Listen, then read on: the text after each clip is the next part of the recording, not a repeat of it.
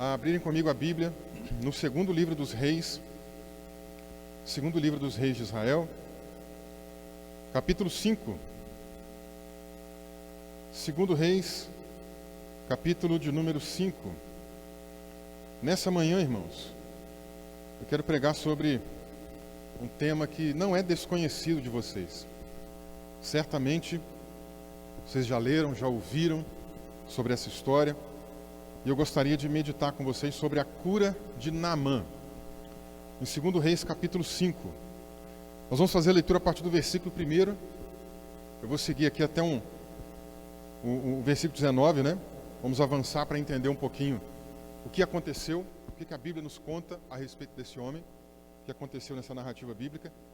E vamos entender aqui algo que o Senhor tem também para as nossas vidas. 2 Reis, capítulo 5, versículo 1 ao 19.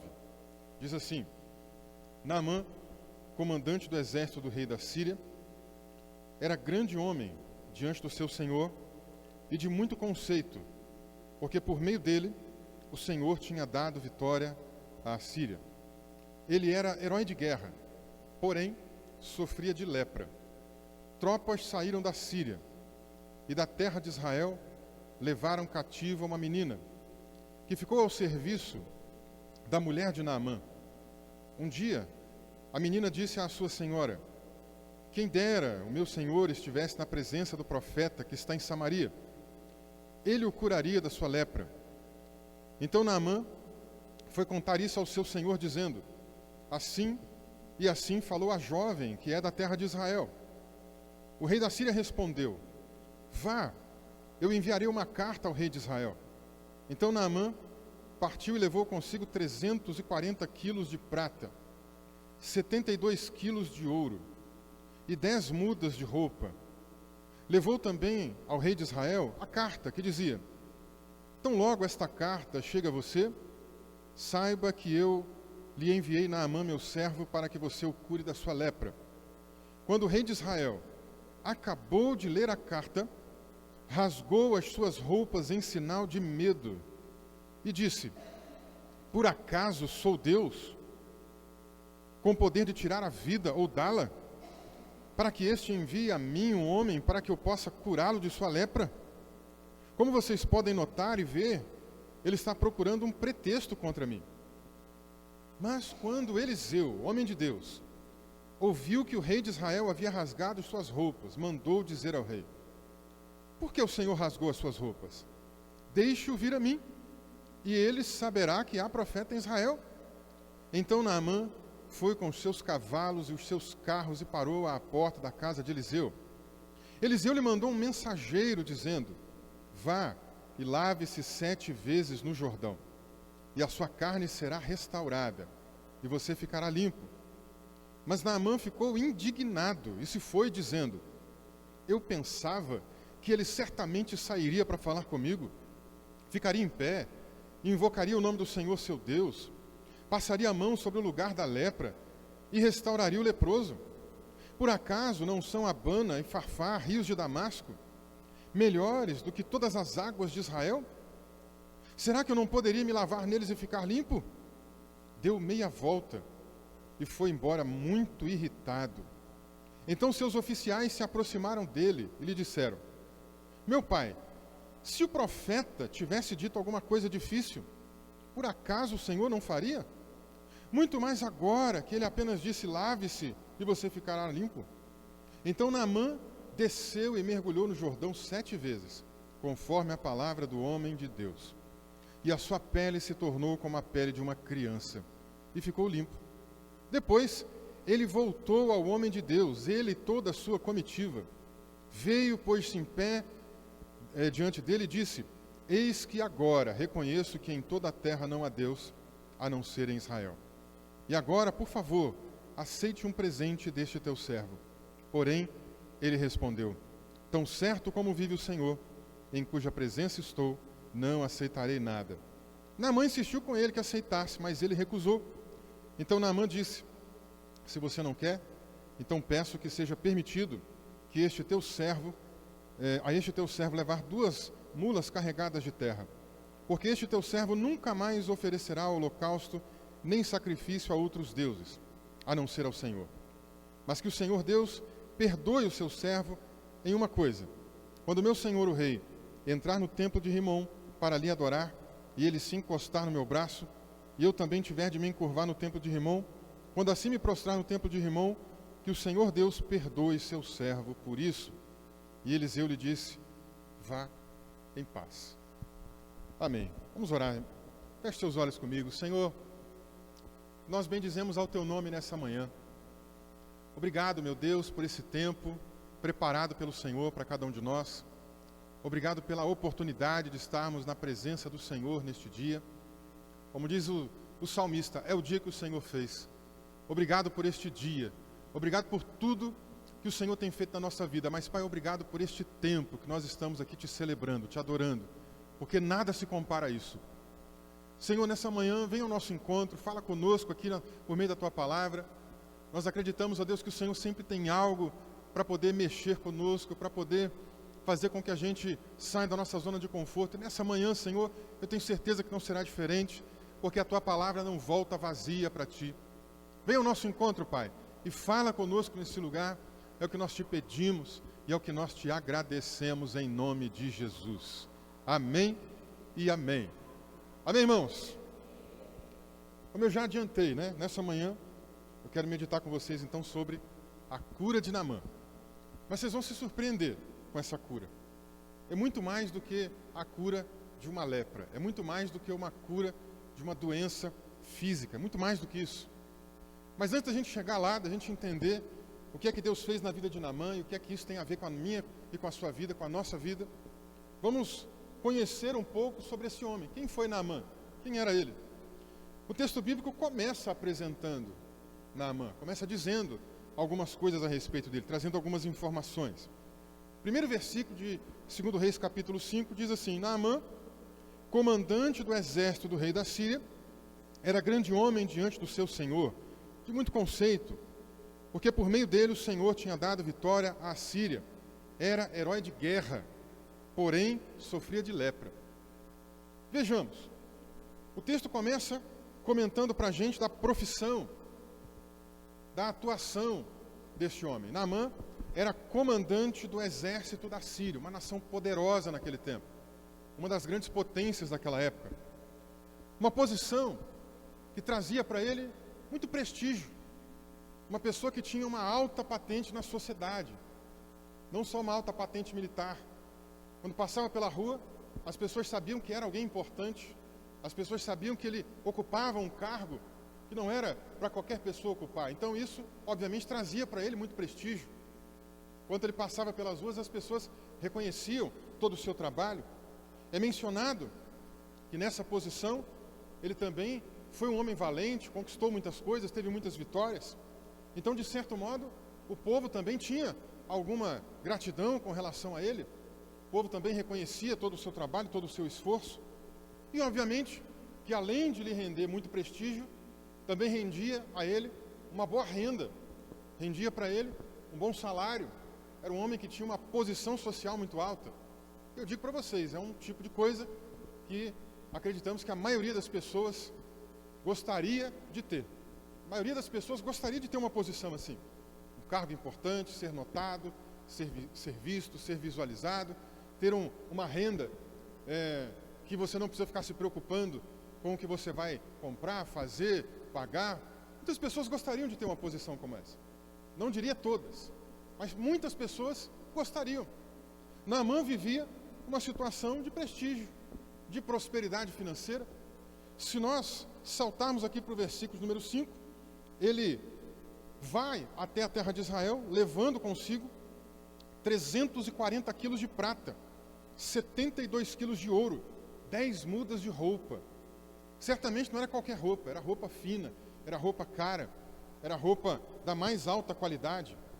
E só para a gente ter uma ideia, ele sai então com 340 quilos de prata. No livro do profeta Jeremias, capítulo 32, versículo 9, é mencionado que um campo foi comprado na cidade de Anatote, uma cidade bem localizada, a apenas 5 quilômetros de Jerusalém, por apenas 200 gramas de prata. 200 gramas de prata. Isso não dá nem 0,5% de tudo que Naamã levou para a terra de Israel. Só para vocês terem ideia. Naamã foi com muito dinheiro para lá. Eles não mediam ainda dinheiro, né, como nós medimos hoje, né, com dinheiro mesmo, moeda, etc. Era peso, era muita coisa. Fica difícil da gente tentar entender o que ele tinha de dinheiro ali, gente, o que tinha de valor ali. Mas como eu disse, 200 gramas de prata dava para comprar um bom terreno, dava para comprar um campo na região de uma cidade próxima a Jerusalém. Então era muito dinheiro. Eu até me arrisquei, hoje pela manhã, a procurar aqui quanto é que está a cotação da prata, para a gente ter uma ideia. Eu não sei, no primeiro momento eu fiquei assim, meu Deus, será que era isso? É muito dinheiro.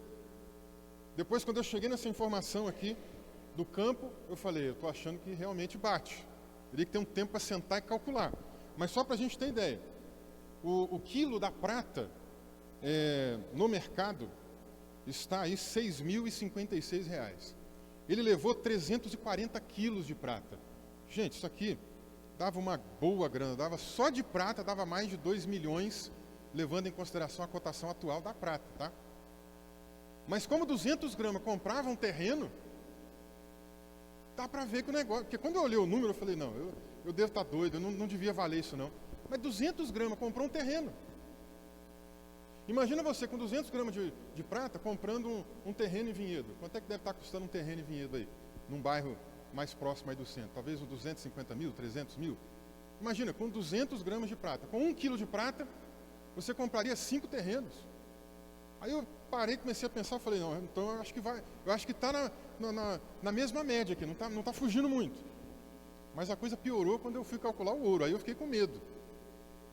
Porque ele também saiu com 72 quilos de ouro. E peguei aqui também a cotação do ouro, né, para o quilo, e o quilo do ouro hoje está a 615 mil reais. O quilo do ouro. E aí, gente, meu Deus do céu, ele estaria, levando em consideração a cotação atual do ouro, levando 44 milhões de reais, mais os outros 2 milhões de prata. É muita grana, gente. O cara saiu com muito carro carregado, com muito animal de carga, com um monte de pedra preciosa.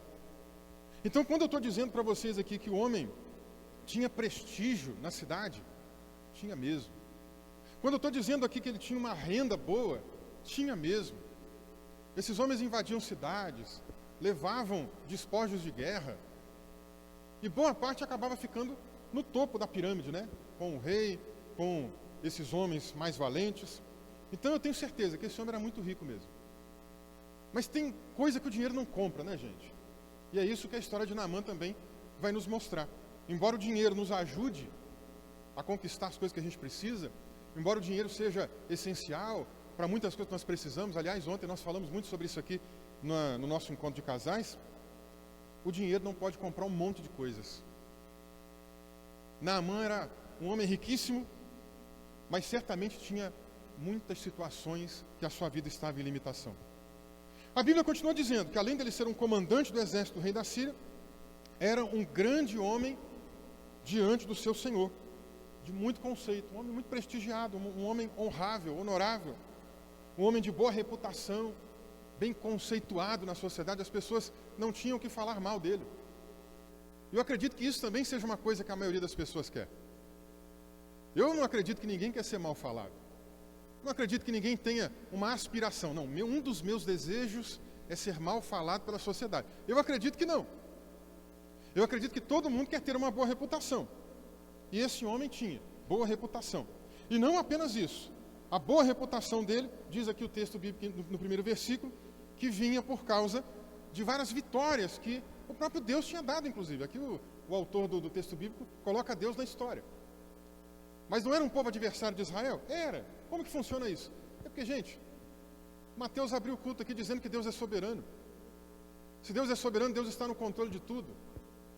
E se Ele está no controle de tudo, quer dizer que nada acontece ao acaso.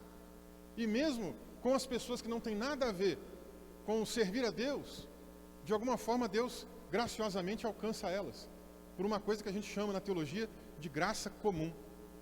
Jesus disse que Deus faz nascer o sol, para os justos, para os injustos, faz chover para os justos, para os injustos. Não pense você, vou fazer uma prova.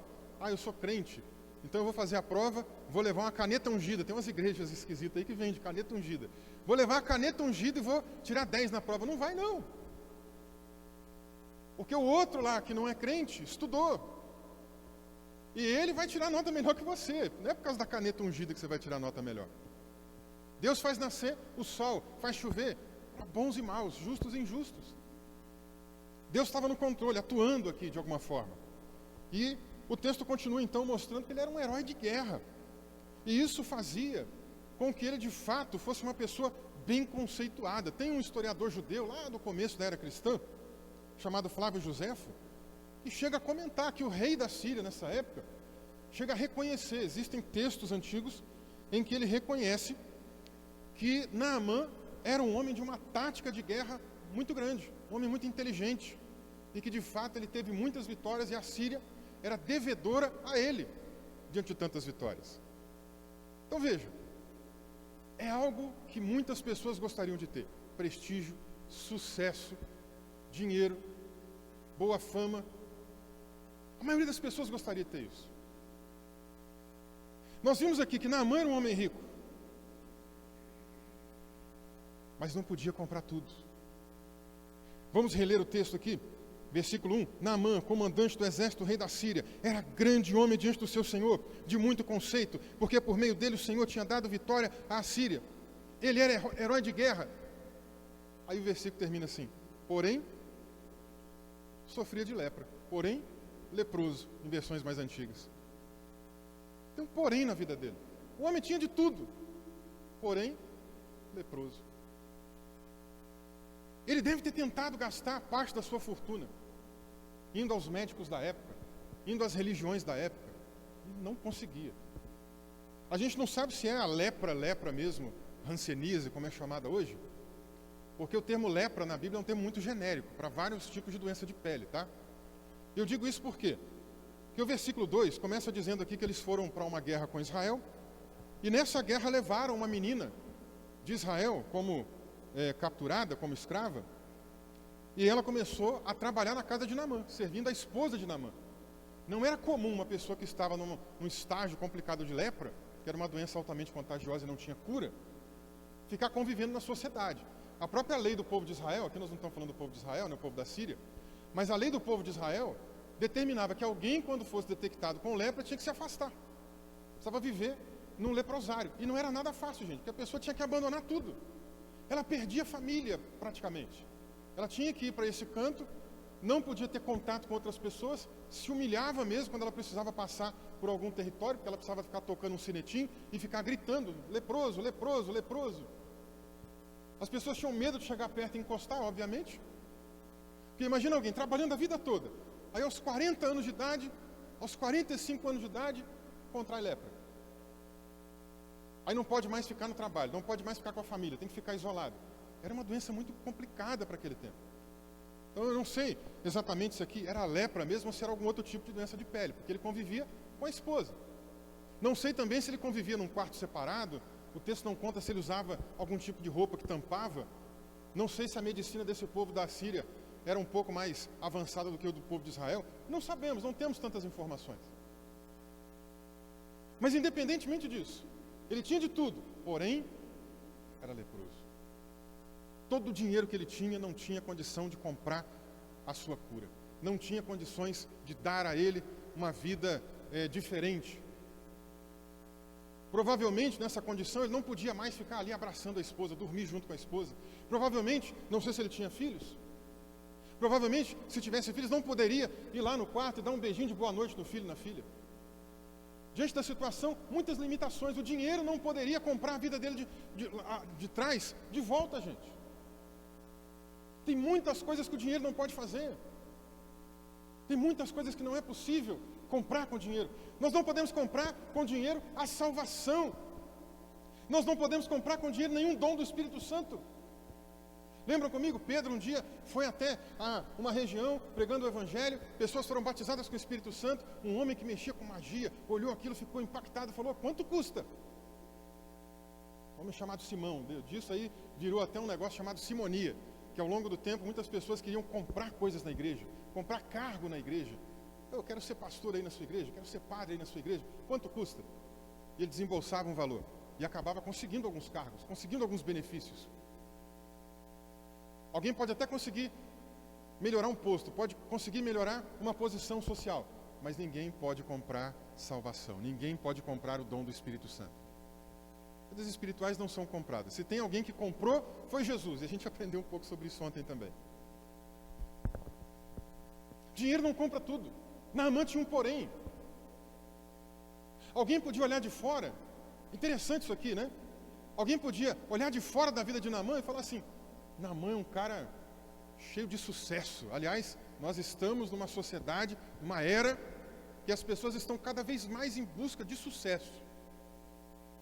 É a era do sucesso. E as pessoas vão tentando de tudo para poder chegar lá. Alguém poderia olhar de fora e falar: o cara tem sucesso. O cara tem grana, o cara tem dinheiro sobrando, o cara tem um posto alto, o cara é assim com o rei. Tem de tudo, não falta nada para ele. Mas só quem estava lá convivendo com Naamã sabia que não era bem assim. Só quem convivia com Naamã, só o próprio Naamã sabia que tinha um porém. E isso vem muito a calhar aqui com a nossa vida, gente. Porque às vezes algumas pessoas olham de fora a nossa vida. E elas vão dizendo: a vida de fulano está boa, a vida de ciclano está legal, a vida daquela pessoa está indo de bem a melhor. Mas às vezes algumas pessoas não sabem que existem alguns poréns. Será que tem algum porém na tua vida? Será que tem alguma coisa na tua vida que deixa ali uma marca negativa? Será que você vem conquistando uma coisa, mais outra coisa, mas tem algo que ainda não foi vencido? Será que tem algo que ainda não foi superado? Será que para a sociedade você mostra uma vida boa, plena, sorridente, feliz, de sucesso, mas será que tem um porém na tua vida? Será que tem algum pecado não vencido? Será que tem algum comportamento que precisa ser superado? Será que tem alguma coisa que precisa ser mudada? Isso acontece na vida de muitos de nós. Aparência de muita coisa boa, mas só a gente sabe os poréns que nós podemos ter. E Naamã tinha um porém que o dinheiro não podia resolver. E aí o que aconteceu aqui? Houve uma batalha com o povo de Israel. E nessa guerra, Naamã acabou levando uma moça como capturada. A menina começou a servir na casa dele, como a gente viu. Se tornou ali uma escrava dentro da casa dele. Diz o texto bíblico que depois de algum tempo,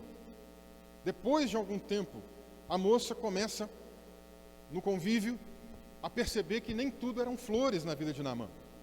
Veja lá, versículo 3. Um dia, a menina disse à sua senhora, um dia, não foi do dia para a noite. A gente precisa aprender isso, a gente não conhece as pessoas do dia para a noite, a gente conhece as pessoas com o tempo. A menina já está convivendo há algum tempo com ele. Um dia, ela percebe que embora Naamã seja rico, que embora Naamã seja um comandante do exército, que embora Naamã não falte dinheiro, embora Naamã tenha uma vida de sucesso, embora Naamã tenha prestígio na sociedade, ele tem esse porém. Ela está perto, ela consegue perceber. E quando ela percebe, ela tem um pouco de compaixão com ele. E ela fala para a senhora dela, para a esposa de Naamã: quem dera, versículo 3, quem dera que o meu senhor estivesse na presença do profeta que tem em Samaria. Ele curaria o Naamã da sua lepra. E aí, gente, tem coisas boas para aprender aqui também. A gente não sabe nada dessa menina. De Naamã a gente sabe um monte de coisa. E dessa menina? A gente não sabe nada. A gente só sabe que era uma menina. Não sabemos a idade, não sabemos de que lugar exatamente ela veio. Podemos deduzir que seja de Samaria, mas não quer dizer que o fato dela conhecer o profeta de Samaria não quer dizer que ela era de lá. Não sabemos quem é o pai, não sabemos quem é a mãe, não sabemos nada, não sabemos o nome. É uma menina anônima. E esse é outro problema da nossa sociedade. As pessoas não querem muito o anonimato. Muitas pessoas querem o sucesso, querem despontar, querem ser conhecidas, querem ser famosas. Mas essa menina que a gente nem sabe o nome, foi capturada. E depois de algum tempo, ela deixa então aí essa mensagem. Uma menina no anonimato. E aí sabe o que a gente aprende aqui? que Deus pode usar pessoas no anonimato, pessoas na simplicidade. Deus não precisa necessariamente trazer aquelas pessoas das mais ricas, das pessoas das mais inteligentes, as pessoas que têm a maior quantidade de diplomas. Deus não precisa disso. Deus pode usar qualquer um de nós aqui, sem que a gente seja conhecido dos homens. O mais importante não é ser conhecido dos homens. O mais importante é ser conhecido de Deus. Se os homens não te conhecem, se as pessoas aí fora não sabem o seu nome, não tem problema. Você não precisa chegar para alguém e dizer: você não sabe quem eu sou? Você não sabe com quem você está falando? Não precisa disso. O que importa é Deus saber quem é você. O que importa é Deus saber o seu nome. O que importa é o seu nome estar escrito no livro da vida. Deus te conhece? Isso é o que importa. A sua família te conhece? Quem está perto de você te conhece? Isso também importa. Se muitas pessoas, se a multidão não te conhece, não é relevante, irmãos. Paulo escreveu aos Coríntios, primeira carta, capítulo 1, versículos 26 a 29. Irmãos, considerem a vocação de vocês. Não foram chamados muitos sábios segundo a carne, nem muitos poderosos e nem muitos nobres de nascimento. Pelo contrário, Deus escolheu as coisas loucas do mundo para envergonhar os sábios, e escolheu as coisas fracas do mundo para envergonhar as fortes. E Deus escolheu as coisas humildes do mundo e as desprezadas e aquelas que não são, para reduzir as que nada são, a fim de que ninguém se glorie na presença de Deus. Paulo está dizendo aqui para os irmãos de Corinto: olha para a igreja, irmãos. A maioria das pessoas que está aqui com a gente não é rica. A maioria das pessoas que está aqui com a gente não é cheia de diploma, não é filósofo, não foi estudar lá na Grécia. A maioria das pessoas que está aqui com a gente não é formada, não tem aquele monte de coisa. É gente simples. A maioria da população que congrega na igreja de Corinto é simples. Vocês são pessoas simples. E não tem demérito nisso, não tem problema nisso, porque Deus usa os simples para confundir os sábios. Lembra quando Pedro e João foram presos lá, depois de orarem lá pelo paralítico, o paralítico ser curado, etc. Eles foram levados lá para o tribunal eclesiástico da época, né? O tribunal do povo judeu. Quando eles se apresentaram, começaram a dizer algumas coisas e os homens falaram assim: mas como é que pode? Esses homens são simples. Esses homens não são estudados, eles são iletrados. Como é que eles sabem de tudo isso? Como é que eles sabem falar essas coisas? Deus usa gente simples, Deus usa coisas loucas, Deus usa coisas que são aparentemente fracas para confundir as coisas grandes, irmãos. Quem é essa moça? Não sabemos o nome, não sabemos a procedência, não sabemos quem é a família, não tem um nome forte, não sabemos a idade. E aí nós voltamos na importância aqui também de já começarmos a orientar os nossos filhos desde pequenos. Valorize o trabalho que a gente tem aqui na igreja com as crianças, incentive o seu filho e sua filha desde pequeno aí a aprender o melhor do evangelho. Sabe por quê? Não sabemos a idade, mas mostra aqui que era uma moça jovem, talvez uma adolescente, no meu imaginário. Quem sabe 12, 15 anos, não sei a idade, quem sabe talvez um pouco mais. Ela não era conhecida de muita gente, mas ela conhecia o Deus de Israel. Aprendeu desde cedo. E quando teve a oportunidade, Deus usou uma escrava. Deus usou uma moça anônima para levar uma mensagem de esperança. Deus pode usar cada um de nós aqui. Eu olho para esse texto, irmãos, fico percebendo a ação de Deus. Como que Deus faz, como que Deus age, como que Deus usa pessoas. Estava dando aula agora essa semana e alguém mencionou: não, todo mundo tinha que estudar, todo mundo tinha na igreja para assumir uma função, isso, aquilo, tinha que ser formado em teologia. Eu disse: olha, embora eu seja um estudioso da teologia, embora eu lecione teologia, embora eu ame estudar isso, não é assim que funciona. E comecei a contar, me converti numa igreja que o pastor auxiliar era analfabeto. E o dia que eu fui na igreja a primeira vez, ele pregou. E o dia que aquele homem começou a pregar, eu olhava para minha mãe e falei: minha mãe contou minha vida para esse homem. O homem é analfabeto, mas estava sendo usado por Deus.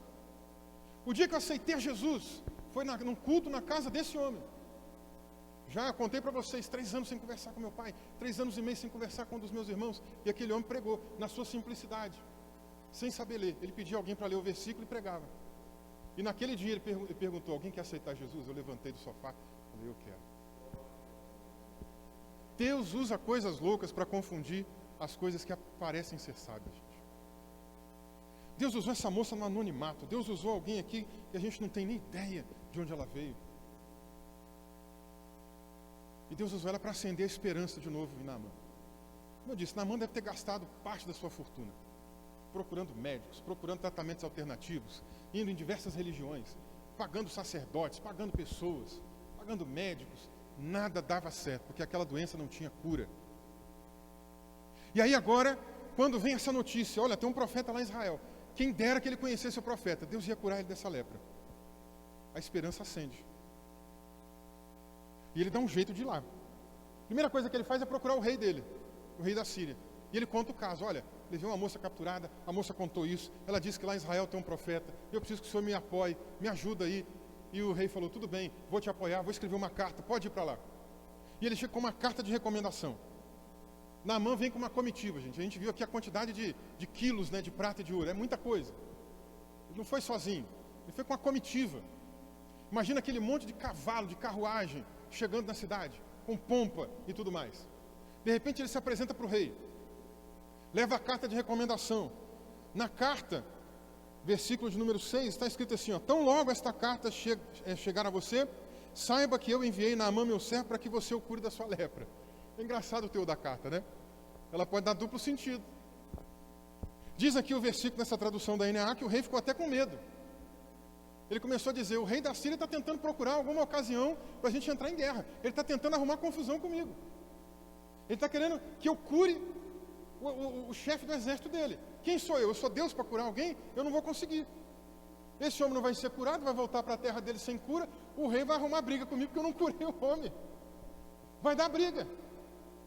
Por acaso eu sou Deus para fazer alguma coisa dessa? Ele já estava avisando o povo, né? Deixando o povo em alerta. Mas veja, enquanto a menina anônima conhecia de Deus, o rei, que estava no mais alto posto do país, não entendia de Bíblia, não entendia de palavra de Deus, não entendia de Deus, não entendia de reino de Deus, não entendia de nada de espiritualidade. Pô, quem sou eu para curar esse homem? Ainda bem, irmãos, que a situação não parou aqui. Ainda bem que o profeta Eliseu ficou sabendo do que estava acontecendo. O rei rasgou suas vestes, né? Em sinal de indignação. O profeta ficou sabendo, mandou um recado. Versículo 8. Quando Eliseu, homem de Deus, ouviu que o rei tinha rasgado suas vestes, mandou dizer para o rei, por que o Senhor rasgou suas roupas? Deixa ele vir a mim, e ele saberá que há profeta em Israel. Quando alguma situação acontece aí no seu bairro, quando alguma situação acontece no seu trabalho, quando alguma coisa acontece aí ao seu redor, por onde você anda, na rua, seja onde for, você se entende como um homem de Deus? Você se entende como uma mulher de Deus? Você se coloca na posição de alguém que foi chamado por Deus, vocacionado por Deus para fazer a obra dele? Você fica com medo?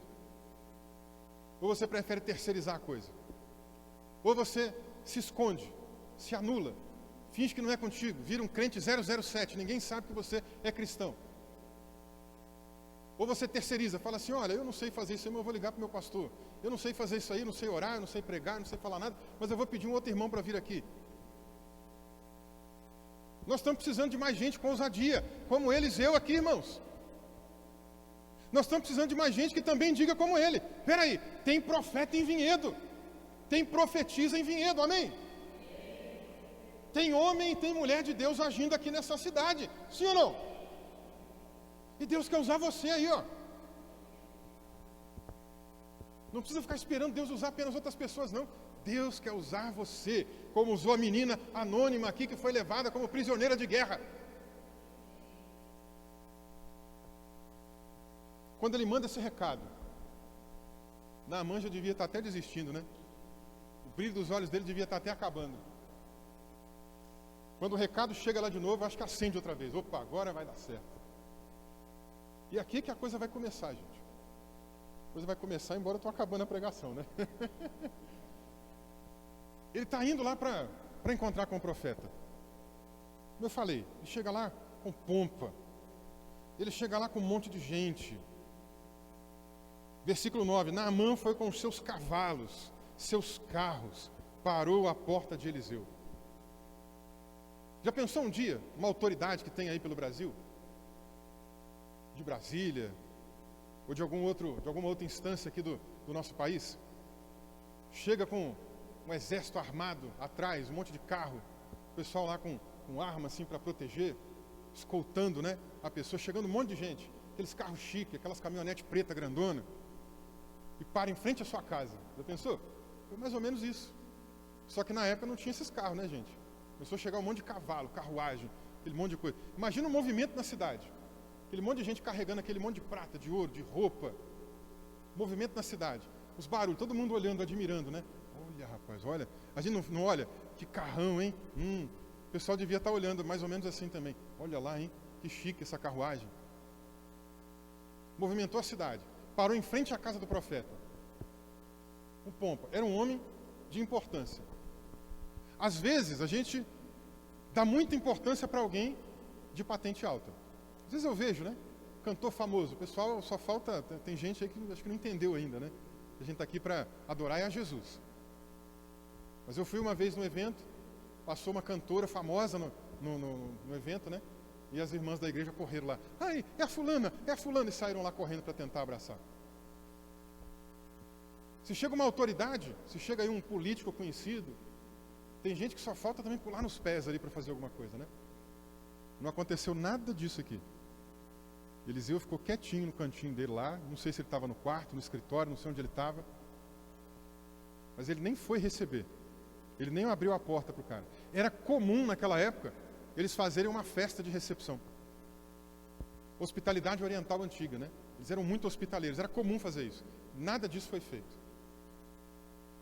E é intencional. Deus está no comando desse negócio. Deus não estava agindo aqui na situação das guerras com Naamã? Mas agora a gente vai ver Deus agir de outra maneira. Às vezes Deus faz as coisas de uma maneira que nem sempre parece que é bom. Uma vez eu conversava com um rapaz sobre Romanos 12, né? A vontade de Deus é boa, agradável e perfeita. E ele dizia isso para defender uma tese de que o cristão não pode passar dificuldade na vida, de que o cristão tem que ser rico, de que o cristão não pode ter doença. Eu falei, mas de onde você tirou isso? E ele trouxe esse texto. Eu falei, não, você está entendendo errado. Não, mas a vontade de Deus é boa. Tá? Eu falei, mas é boa para quem? É boa para ele. Nem sempre é para a gente. Às vezes, do nosso ponto de vista, parece que não está sendo bom. Mas ele sabe o que é melhor. Às vezes, até no sofrimento, na angústia, na luta, na provação, ele está fazendo algo. É boa para Deus. A vontade de Deus é boa, agradável e perfeita. E ela vai produzir em nós algum fruto. Mas eu não posso confundir as coisas. Naamã estava usufruindo do bom e do melhor. Agora, nesse momento, quando ele chega na casa do profeta, o profeta não vai lá recepcionar ele. O profeta não dá tratamento VIP para ele. O profeta manda um ajudante dele para receber. E o ajudante também, lendo aqui o texto, vocês vão ver, entregou o recado de maneira objetiva. Versículo 10 aí, ó. Eliseu mandou um mensageiro dizendo: vá e lave-se 7 vezes no Jordão, e sua carne vai ser restaurada, você vai ficar limpo. Mensagem objetiva. Chegou lá e falou: ó, Eliseu mandou dizer para você ir lá no Rio Jordão e se lavar 7 vezes. Mergulha 7 vezes no rio e vai dar tudo certo aí. Aí o Naamã ficou furioso, gente. O texto começa dizendo aqui no verso 11, ele ficou indignado. Ficou furioso.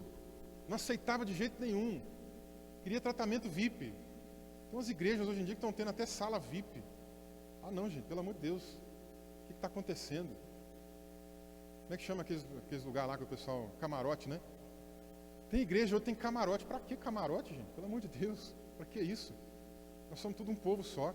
Camarote nada. Jesus andava no meio do povão. Aí vem alguém aí que acha que é um cantor famoso, que é um pastor famoso, ou que são pessoas mais chiques na igreja ali que tem que ter camarote. Tem que ter camarote coisa nenhuma. A gente tem que estar todo mundo junto e misturado, amém? Mas Naamã está entendendo o contrário. Naamã está achando que o profeta vai chegar lá e tratar ele como se ele fosse ali a pessoa mais importante desse mundo. Ele até imaginou. Ele começou a reclamar, começou a murmurar. Olha o que continua dizendo no versículo 11. Eu pensava, eu imaginava que ele certamente ia sair para falar comigo. Eu imaginei que ele ia chegar aqui, ô reverendíssimo senhor militar, chefe do exército da Síria, como o senhor está? Por favor, entre na minha morada, na minha residência, vamos tomar aqui um café, vamos participar de uma festa de recepção, de boas-vindas. Ele imaginava, mas não aconteceu nada disso. Imaginei aqui, ó, que ele ficaria de pé, invocaria o nome do Senhor, seu Deus. Começou a criar um imaginário na cabeça. Imaginei que ele ia parar aqui na minha frente, fazer aquela oração bonita, com palavras fervorosas. Né? Não tem um pessoal que fala que tem uma oração forte, né? Achei que ele ia fazer uma oração forte. Fez nada disso. Chegou aqui, Naamã está dizendo, achei que ele ia botar a mão aqui na minha doença, pedir para o Senhor curar dessa doença, mas nada. Esse cara mandou eu ir mergulhar no Rio Jordão. O Rio Jordão era um rio lamacento, varrento, tinha aspecto de ser um rio sujo. E aqui não é só o fato de parecer ser sujo, né? Tem um nacionalismo, patriotismo. Ele está dizendo assim, por que ele não me mandou me lavar então lá nos rios do meu país? Abana e Farfá, na cidade de Damasco. Um rio ficava no norte e outro no sul. Por que ele não mandou me lavar no meu rio, no rio do meu país? Tem que ser nesse riozinho, Michuruca daqui. Ah, gente, até o nome do rio parece que ajuda aqui a lidar com a situação de Naamã. Sabe o que significa Jordão? Aquele que desce. Nascia numa parte mais alta e vinha descendo, né? Desaguando em outro lugar. Aquele que desce. Naamã estava precisando descer um pouquinho mesmo, não estava? É ou não é? Naamã é o cara da carteirada. Sexta-feira, na vigília aqui, a gente falou um pouco sobre isso, né? Jesus habitou entre nós, cheio de graça. De verdade. Não saiu dando carteirada. Naamã queria dar carteirada. E sabe quem é que bateu a porta dele? Como que ele ousa não vir me atender? Naamã está revoltado, gente. Mais do que a lepra. Lepra era de menos. Naamã era rico, tinha prestígio, honrado, cheio de coisa boa por fora. Tinha um problema grave. Me faz lembrar uma vez, lá em Minas Gerais, um irmão que doou alguns sapatos. E aí um par de sapato estava guardado há muito tempo no guarda-roupa dele, né? E mofou o solado. Ele não viu, não percebeu. E aí, aquele irmão que ganhou o sapato estava feliz da vida, foi para o culto com o sapato. Chegou na igreja com o sapato, né? Um sapato novinho. E de repente, no meio do culto, ele saiu para tomar água. Quando ele voltou, a gente viu assim um rastro de alguma coisa meio preta pelo chão, né? A gente olhou e falou, que estranho, né? A gente olhou para o irmão e falou, irmão, será que você não pisou aí em alguma coisa? Não, olha lá, você deixou um rastro e tal. Gente, o solado esfarelou. O solado esfarelou. Ele ficou só com a meia no chão. Gente, que coisa. Por que eu estou dizendo isso? Porque por fora, o sapato parecia que estava uma beleza. Por dentro, não estava. Naamã por fora parece que está uma beleza em algumas coisas, tirando a lepra. Mas tem mais coisa complicada em Naamã. O pior problema de Naamã não é a lepra, não é o exterior. O pior problema de Naamã é interior. É um cara orgulhoso, é um cara arrogante, é um cara soberbo. É um cara que acha que é poderoso, pode fazer o que quer. Está lá murmurando, reclamando. Você acha que Deus queria um ex-leproso que continuasse arrogante? É claro que não. Se tem uma coisa que Deus quer com a gente, é uma transformação completa, irmãos. Deus dá bem material, Deus dá isso, dá aquilo, isso é o de menos. O que Deus mais está interessado é numa transformação interior em você. Paulo disse lá em 2 Coríntios, capítulo 5, se alguém está em Cristo, nova criatura é. As coisas velhas passaram, tudo se fez novo. Onde que as coisas se fazem novo? Aqui dentro. De dentro para fora.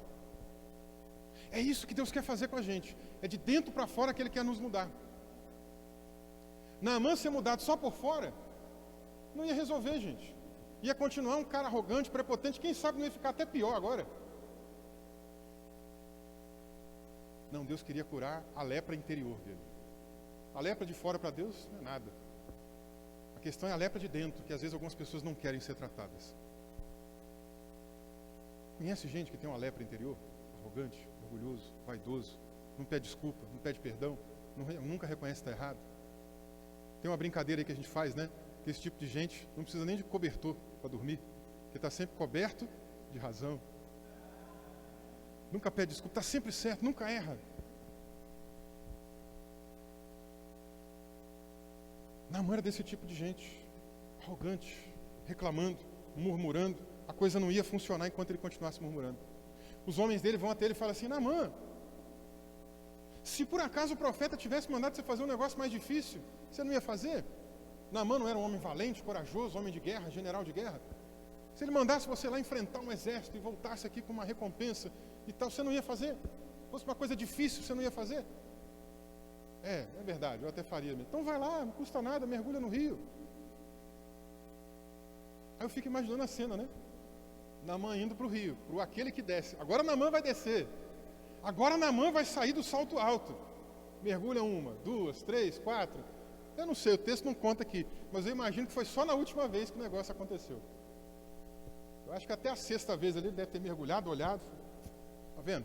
Não adianta nada, esse cara me mandou vir mergulhar nesse rio aqui à toa. Eu imagino, tá? Na 7ª vez, quando ele voltou, ele...